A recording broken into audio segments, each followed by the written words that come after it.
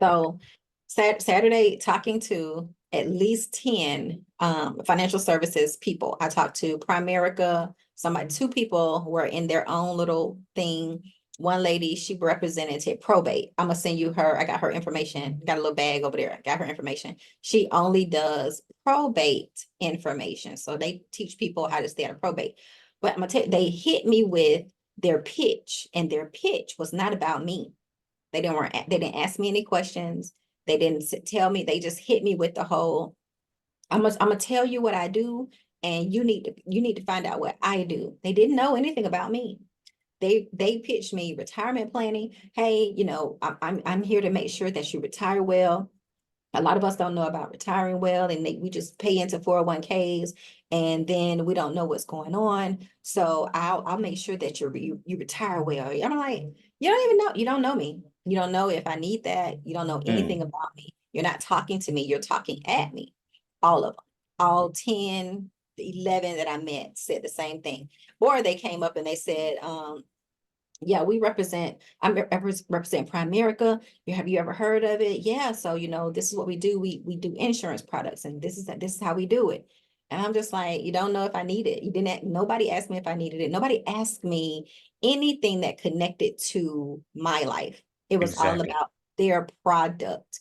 It was all about the telling me, using the words that don't connect to my life. Like, I didn't hear market volatility. That's what you always say. But I heard recession, and I heard retirement planning, and insurance, but nobody connected the dots to what people are thinking. And they never asked me a question as to if I even qualified to work with them, if I needed, or if I needed the services. Wow. It was Wow. pitch, pitch, pitch. And that's why I say, to connect to people within their life. What are they thinking about? What do they care about? I'm gonna tell Exactly. you, it's not a lot until you get people are not thinking about retirement until it's time to think about retirement. They're thinking about, I was at a grocery store, and I was looking for a specific, Exactly. yeah, I was at the grocery store looking for a specific, I went to two stores looking for a specific dressing, right, for the recipe. And I'm in the store, and there's a white lady. We both don't have our glasses on. We can't see the title. So we both standing side by side. And she was like, why can't I find regular ranch? And I was like, there are three ranches right now. She said, I don't want to pay $6 for ranch. Why is everything so high? Wow. That's the conversation people are having in the street.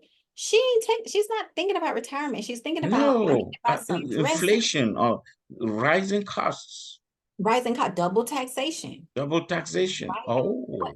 What Oh, she's thinking about? She's thinking about the fact that and it is ridiculous. I paid $7 for some salad dressing. She was looking for a cheaper ranch. I wasn't thinking about the price. I'm looking at the title of the dressing. She looking at the price. She's shopping by price. I live where you live, Martin. I don't live in a cheap part of town. I live in one of the most expensive parts of town in Atlanta. right, right. Yeah. She in there shopping. We in Publix. This ain't the cheap store. This is one of the most expensive stores. This ain't. That is a wonderful observation, Shan, and you don't know how impactful that can be just by Yeah, putting up the right type of video. What people hear, at times it doesn't really depend on your looks, but what you say will what you attract say. people. Yeah, what you Thank say, you. and because you want to read their mind. But this is also the reason why I tell you, the only way to know what they're thinking is to talk to people.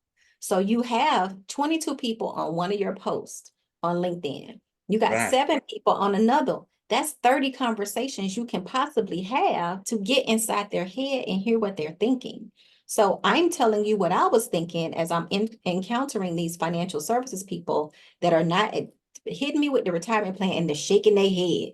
Yeah, you really need to know about your retirement. You don't even know if I have a job that I'm retiring from. You don't know if I'm already retired. You don't know if I care about that. You don't know anything about me, but you're pitching me. Then on the other hand, you're pitching me Primerica and the insurance capabilities. You didn't need, nobody ever asked me if I was already working with a financial services provider. Nobody asked me if I already had any kind of anything that I was already investing in, thinking about if I had insurance. All the assumptions was that I just needed to buy from them. That is really poor marketing. Right. But that's what we Really do. poor marketing. My Yeah. goodness. Bro. The And this is the re the sort of re thing you're telling me all the time. You really have to get to the heart of the matter and just hit that chord that people would rise up, you know. right. Right. And essentially that's what your wife did. When I was talking to you, she came over and she was like, listen, these people need protections again, loss of income, critical illnesses. Those are things that put them out of work. Everybody knows somebody who's eh, Yeah, thinking about. Everybody knows somebody who has a threat of being laid off, that are scared of being laid off, that are, frustrated at their job, but walking on eggshells at their job. And why? That's not because of the job. It's about the security that the job supposedly provides. Nobody goes to work and be like, okay, let me stay out the way. I don't want to get a pink slip today, thinking about the job. They're thinking about I the security. spoke to this lady last night. She's from Guinea, a Muslim lady. And I connected with her almost instantly. First, when I first started with the name, her name is Amina. Mm, That's my mother's name. oh, Yes, my mother's Muslim, although I'm not. It's a hmm. very strange combination because I grew up with my uncle who was a Christian. So I was a Christian, but my mother was a Muslim or is a Muslim. She's not dead yet. So, oh my, I could see how I just connected with her. And then I started asking about herself. Oh, she told me I'm a nurse. I work in Englewood Hospital. I said, oh, I've been there. There was a time when I think I took my wife there. Oh, so wow. I said, maybe you were there at that time. We don't know. And I kept connecting. I said, oh, how many kids do you have? I'll say, I have one daughter, 15 years old, and so on. So I started talking about the products. At the end of it, he said, well, I think I have Transamerica. I said, that is beautiful. I'm happy you have it. But can I just look at it to see whether maybe it is structured properly? The lady, she said, really, I don't even know how to read it. They just take my money. And eventually we talk, so, oh, I'm going to get one for my daughter. And she said, and I said, well, you want to get one for your daughter? I said, now, how much disposable income do you have at the end of every month that can be, so I can look at it instead of offering you 500, 600,000, what? How much do you have? I said, oh, I think I can afford $200 every month. I quickly did a back analysis and discovered that for a girl of 15 years, she can have, there are two, if you want to maximize uh, death benefit and minimize your cash accumulation, she will have a policy of about $490,000. But she can have cash accumulation of, a policy of 900 something thousand because she's still very young. Hmm. But if you want to maximize cash flow, which is what I think she should do, she can build cash flow of over 470 and bring down the death benefit to 700. I said, this is what is good for your daughter at 15 years old, if you can just put in $200 a month. And when she goes to college and graduates, I say, what does that daughter want to do? So, oh, I want her to be an investigator. I said, well, you mean criminal investigations? She said, yes. I said, listen, this is the best thing for your daughter to do. It's a very beautiful, good area, very promising. But I suggest let her go to a community college, do finance. From there, go to university, spend another 2 years because community colleges are much cheaper and some may be free depending on where you are. Since you're a single lady, you are 49 years old, then she can go and do 1 year university, get her degree in finance, now enter the criminal investigation. You will be a specialist in, there's a lot of tax fraud, Wall Street. You will be a specialist and make sure you learn communication so you can put in finance and communication and your lady, your daughter will be on the right track to a very beautiful future. This woman could not. She started writing down notes, said, please, I want to talk to you. I'm going to take a policy for my daughter, and I want to join the business. Somebody came to me and asked me to pay $150 2 weeks ago to join some business, but something was dragging me. I went to the mosque, I prayed, my feet were heavy until when I saw you today, you really have a solution for me. That's the This is the video, a real story, real life about the power of knowledge. Right. So, Martin, think about the fact that you can be the bridge that to close the knowledge gap of what finance can, what understanding financial services or understanding financials can really make in our community. Yeah, Right. That one conversation with that one mother is affecting generations. It's affecting, that's family equity. The transfer of knowledge, closing the knowledge gap is affecting generations. Because now you just gave her for her 15-year-old the future dreams, right? yeah. That's as a single mother, what? That's a great video. That's So I but recorded. It was recorded. oh, awesome. My session with her, it was recorded, Yeah, and also that's yeah, good. since I also discussed she's French speaking, I said, don't worry. There comes a time when some of these things, she speaks good English anyway. So I was really impressed by that. And I Mhm. said, but in any case, when we deal with your community, because I want you now to represent your community, talk to them about this business, because there's a lot of African families that we have to help from all Mhm. the challenges we face when they come here. But if it gets to a point where you want the knowledge for it to be done in French, I will do it for you in French. Okay? I will speak to you in French or to the people around. Oh, the lady is so excited. That's So a blessing. excited. I'll be meeting her tomorrow morning. Yay, that's a blessing. I've But already that, written the policy. I've already sent her an illustration for her daughter. And she called Transamerica. She said, oh, I'm going to call Transamerica to get my code. When I change my password, I'll just give it to you. You can access it, look at my policy, tell me how I can uh, make it much better. Because most of the people, I ask her, who did the policy for you? I don't remember. Do you have any yearly review? No. Do you know what is the cash value? I don't know. can she change it over and be put it up under you? Can she change Yes, the I can. register? Yeah, if at the end of let's say at the time of review, at the end of the year, you can make changes to it, and it's possible she can put it under me. But I still have to investigate. But I Yeah. will give her the advice. But now So, she doesn't even know who gave the policy to. She doesn't know who the agent is. but listen to me. That Mm. is a big deal too. This was something that was an issue in our community when I went to Delana.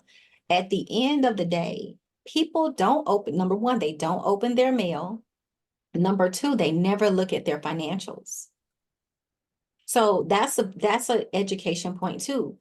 How often should people be looking at their financials and reviewing their financials? Should it really, until you understand it, should it be once a year? Should it be every quarter? Exactly. Like, And you see where the scorecard comes in. So I explained to her that I don't just give people policies, write policy. I also educate them. So at the end of the day, you really know what is important, when it is important for you to look at it, and who to go to so that they can explain any abnormalities to you. So that's what told her. Oh, she was so happy. I have never had this experience before, she told me. make that video. That's speaking to the heart of the matter. And you're going to be the education gap, that knowledge Right. gap, the language that we're using. Okay. So, but that's the beauty of talking to more people. You talk to real people, you get their Yes. real stories and you can connect to them. Out of all those people that I spoke to, we end up leaving because I was like, ain't nothing's in this, nothing, nobody in here knows what they're doing. But we end up leaving it, but talking to over 10 people and nobody ever asked, they never asked me anything. They never asked me anything. I had to interject and tell them, I'm not here. I don't need your services. I don't need your services. But even if I Wow. did, I wouldn't have hired them because they never asked anything about me. Wow.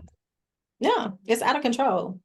But that's the connection. If we can connect to what people are already thinking about, and I'm Yeah. telling you, they're not thinking about the things that you think No, they're. they're thinking about themselves making money. They're not thinking about the service that they will provide to you. And they can Mm-mm. only do it by asking you pertinent questions and know exactly where you are. They have to have a view of your financial landscape about your needs, if at all there are.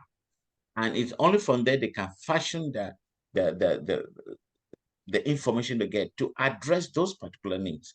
And Right. that's what I see people failing in the industry. Yeah. And think about the fact that me and that lady were in there looking, she was literally shopping based on the price of the salad dressing. So Mm-hmm.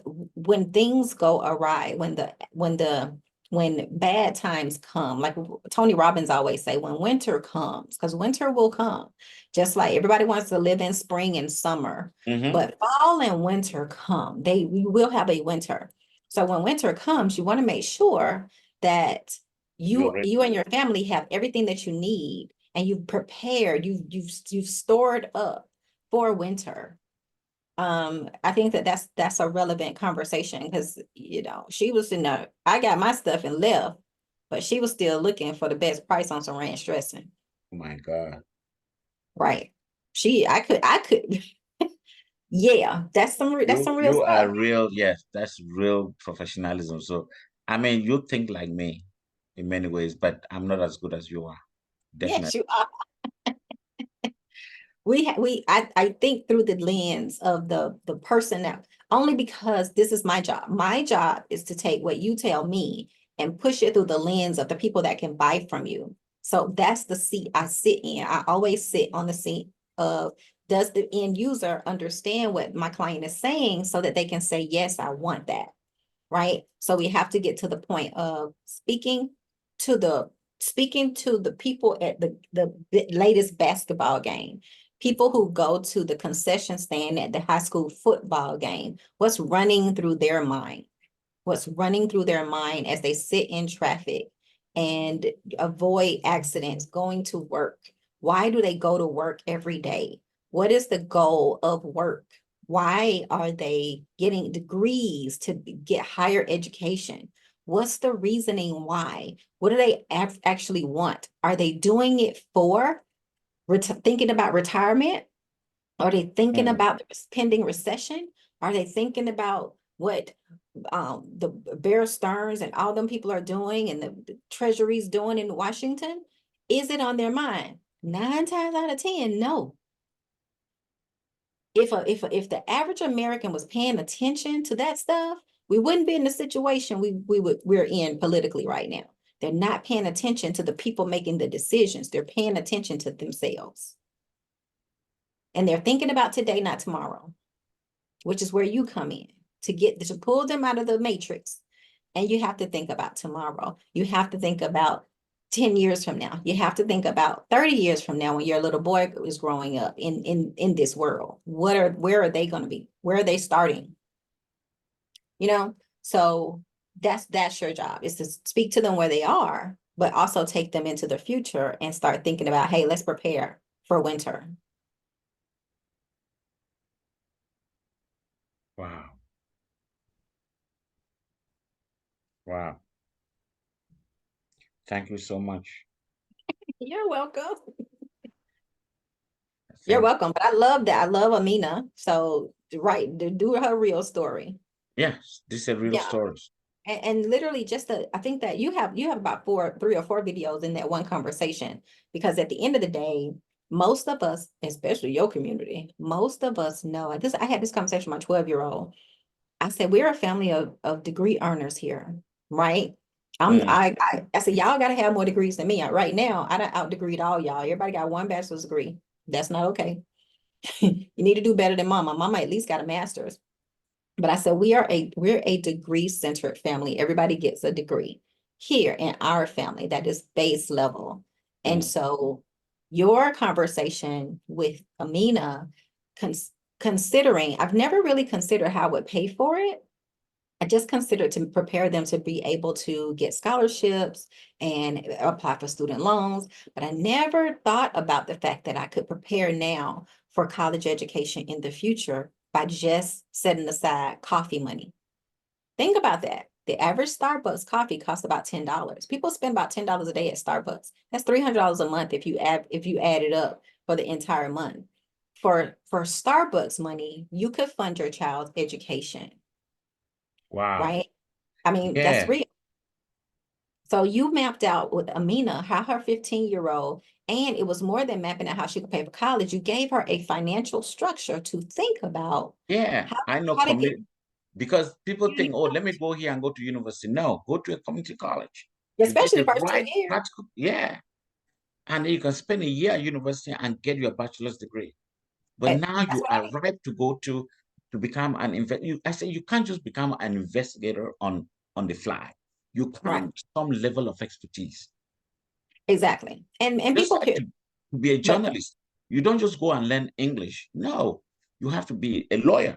So it has to be within a context, within a legal context, or you're a financial guy.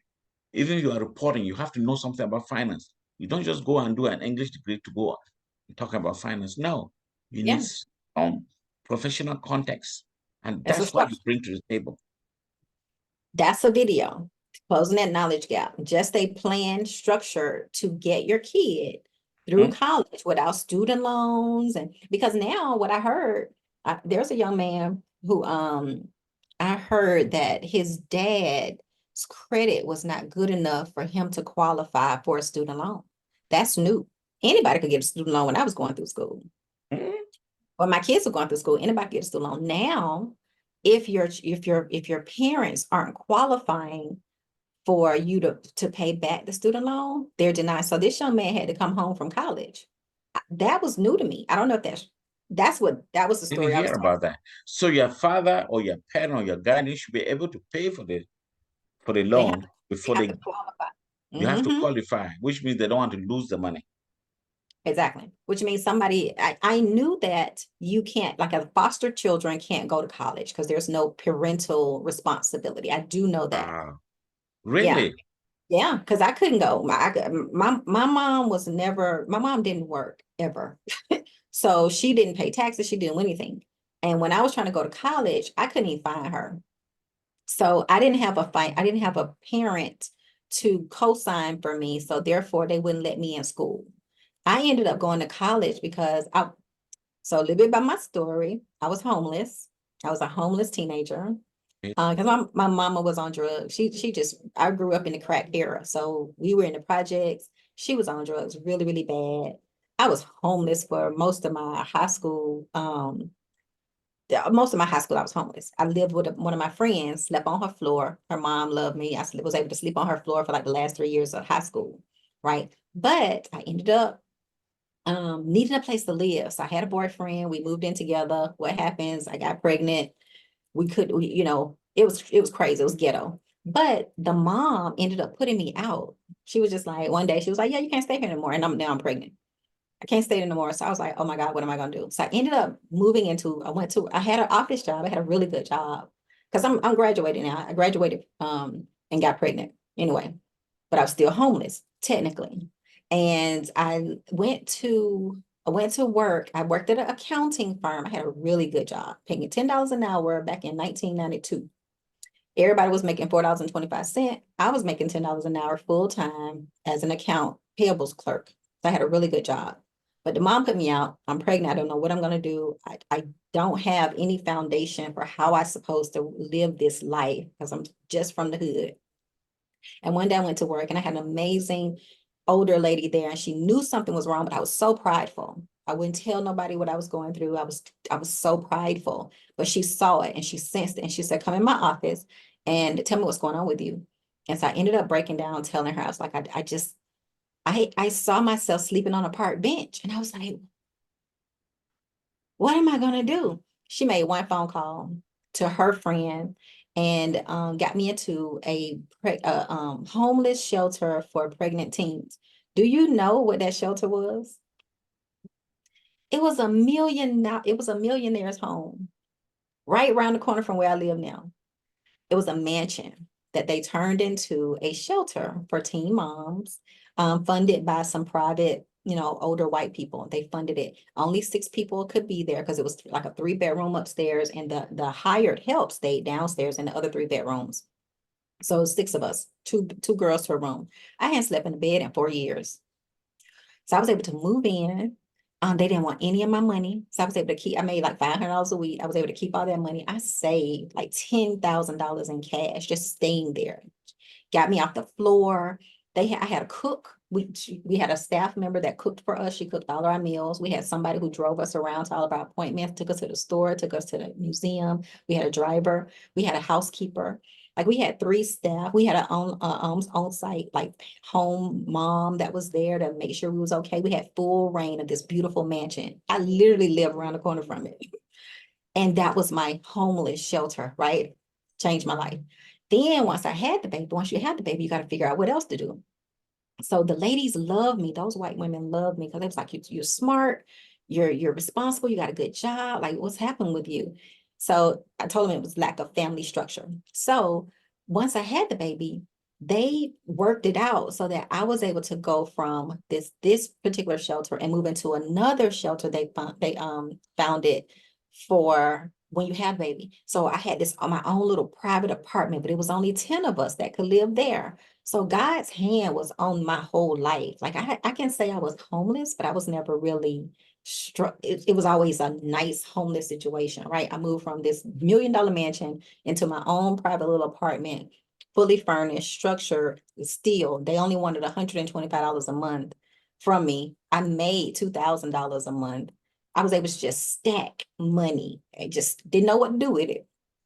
I was able to just stack money and prepare for me and my little girl.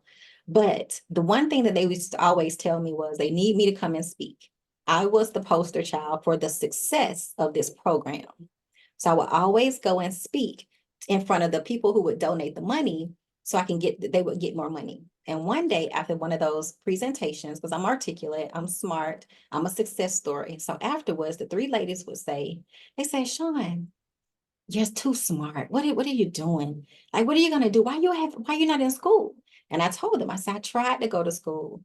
I didn't know where my mom was. Nobody would sign for me. So they wouldn't let me in. I couldn't figure out how to go in. I couldn't figure out how to get into the college. Nobody would help me. Because I did. I sat at my local college here for 8 hours one day in the financial aid department, just can somebody help me? I promise you I'm smart.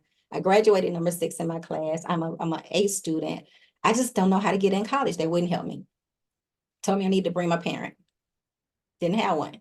So these three white ladies said, if we paid for your first semester of college, do you think you could figure out how to stay in? And I said, I sure would. That's how I got into college.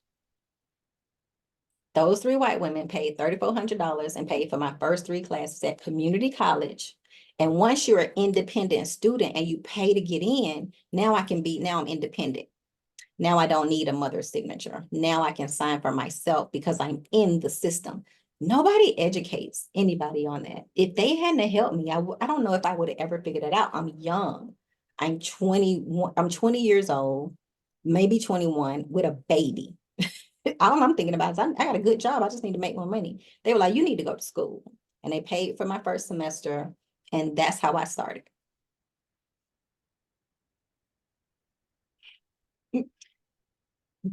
I don't know what to say. But it's so much that we don't know. And there's so much that parents don't know. You know, I go volunteer at some of these local the high schools that were in my neighborhood. And these children are graduating valedictorian of their class, salutatorian of their class, and they don't know the difference between there, and there.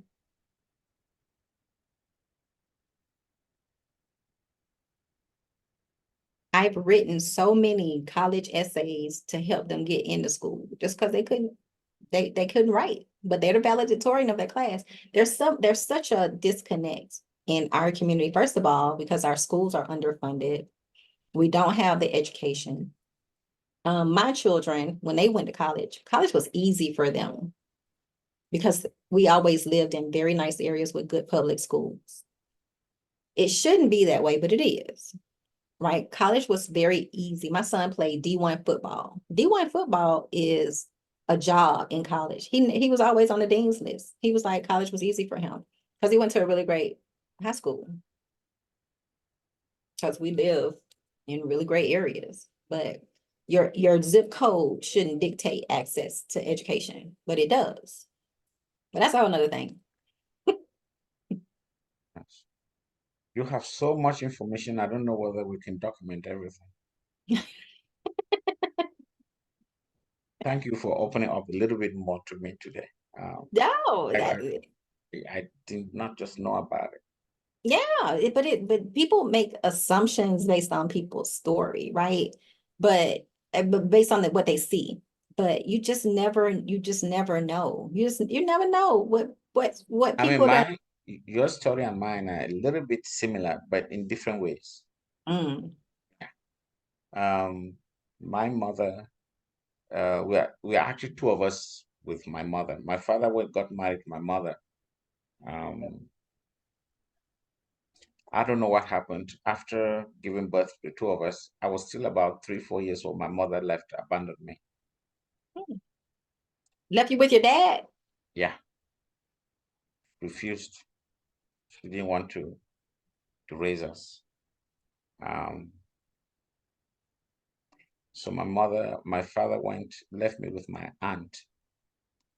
Her half aunt means that because the grandmother, my grandfather was a polygamy, he had several wives. And so my mother, I grew up with this aunt. And my earliest memory was with this aunt. Although I knew I had a mother, but I considered her my mother. Mhm. And I grew up with her. My mother left, and I know that they tried to bring her back. She refused. And that really touched my dad. So my dad said, I have to work very hard to raise these boys so that they can go to a good college. That's how my father decided to open a farm, a very big farm. Mm. He was just 25 years old. Mm. Six. So when I was born, uh, it's so emotional to me because, just to cut the long story short, my mother decided to go and marry some other person. Um, and that person was living just across the street from my aunt. Oh This no. aunt, this aunt now is my father's junior sister, same mother, just across the street. And she will walk. When I went to college, she will come there and see me. I had never had any connections with her at all because I never remember ever living with her. I said, you just told me you're my mother. My older brother, who is 4 years older, the reverend, the pastor, Hmm. he knows her very well because whatever the dynamics in the home, he was old enough to know. Yeah. So, and I never liked her. We never ever. The fact that she abandoned me and left, I never, people who live with you when you're very young, you tend to remember them for your life. So I only remember my aunt, call her mother. Yeah. And she died childless. Mm.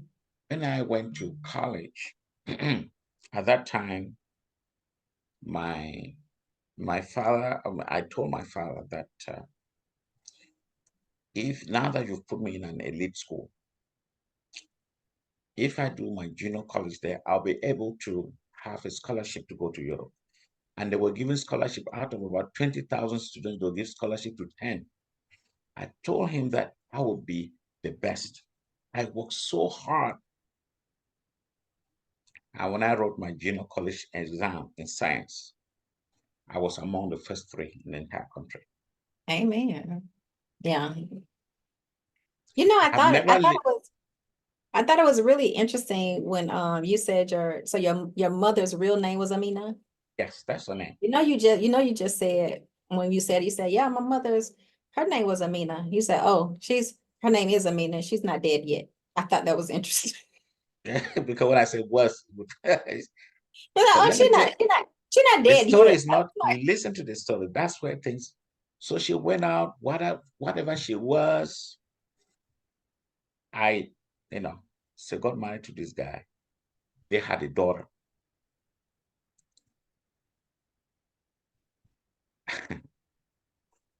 This girl grew up just as crazy as my mother.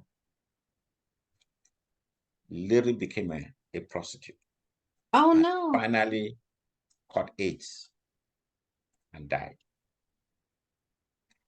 The husband died and she was left stranded. She didn't know where to go. My older brother, when I took her, she's living with my brother now as we speak.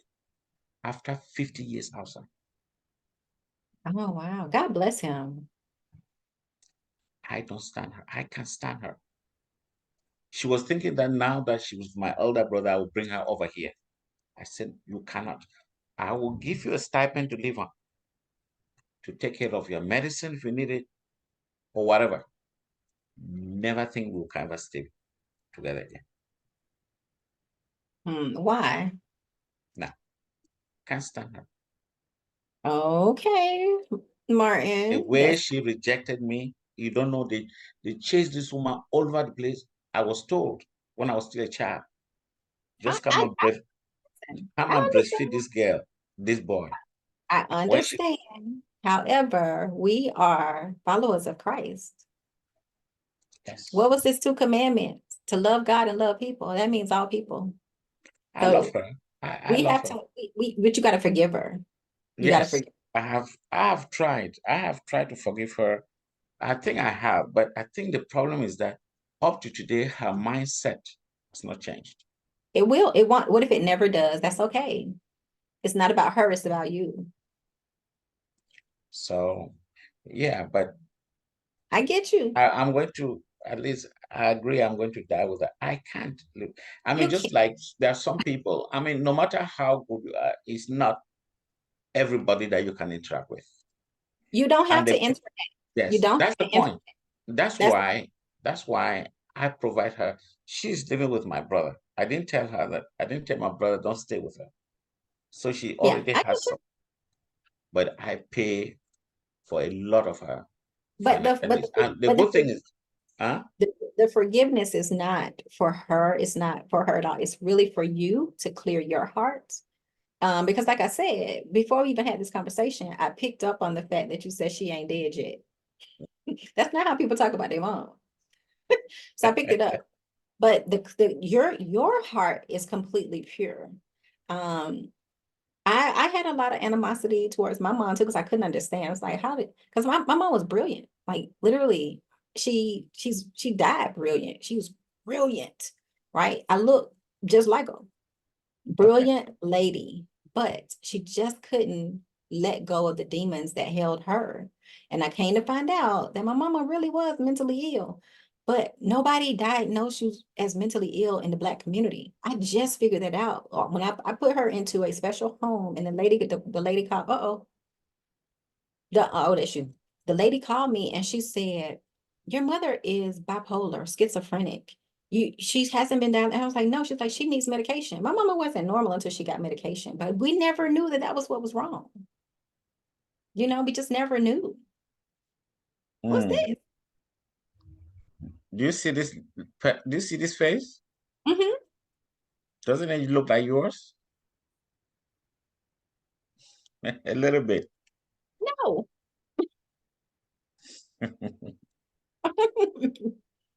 That's You my think she sister. look like me? That's my sister-in-law. Yeah. Oh, okay. She has a roundish face. Like Oh, well, yeah, my face is round.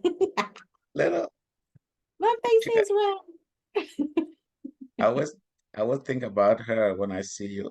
Yes, yeah, I do have the roundest face. But listen, we got to work on the forgiveness so that we can clear your heart, right? So that we got to work on it. It's not think easy. I It's think my necessary. heart is already It's not clear. even for her. It's for you. It's for you. No, your heart ain't clear. I can tell. And that's okay. I can help you. Oh, I think that's where I consider my brother. He is such a, you know, He very gets good it. man. My brother is a good man. And so are you. But the clearing of your heart space is really, it has nothing to do with her. It's all for you. You got real big work to do, right? You got real big work to do on this earth. You can't afford to have any of your heart space clogged at all. At all. I think most of it is clear now. You are so funny. All right. So